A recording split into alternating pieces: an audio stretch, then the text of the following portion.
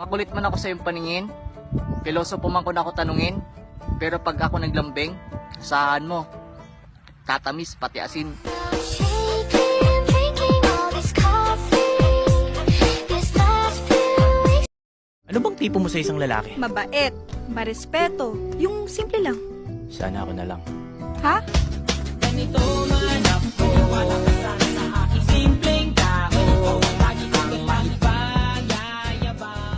Ano bang tipo mo sa isang lalaki? Mabait, marespeto, yung simple lang.